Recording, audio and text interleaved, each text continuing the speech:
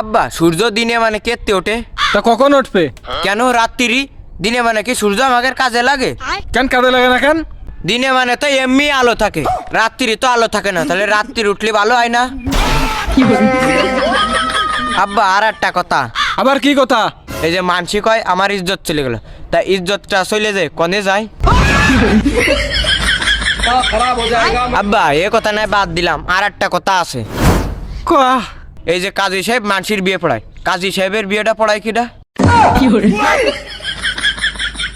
আব্বা আরো কিছু কবি? হ্যাঁ আব্বা। তা কয়া। আব্বা এই যে মানসি জন্মদিন পালন করে, তো জন্ম রাত পালন করে না কেন?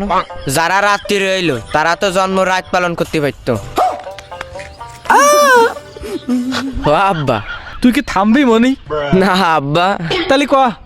আব্বা এই যে লাইট আছে না, লাইট তো বিভিন্ন কালার হয়, লাল হয়, হলুদ হয়, নীল হয়, সবুজ হয়, কিন্তু কালা কালারের বাল্ব হয় না কেন?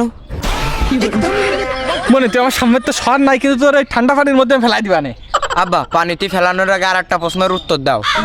আমার কি প্রশ্ন? আব্বা জিলেপি যদি একা বেকা নয় যদি সোজা হইতো, তাহলে জিলেপির নাম কি হইতো?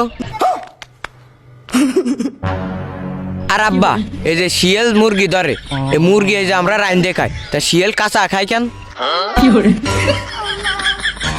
আর আব্বা এই থাম।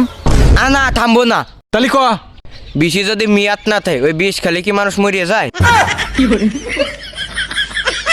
আব্বা এটা শেষ কথা, এই যে আমরা চোখ দিয়ে সব কিছু দেখতে পারি, কিন্তু চোখের ভিতর কিছু গিলি এটা দেখতে পারি না কেন?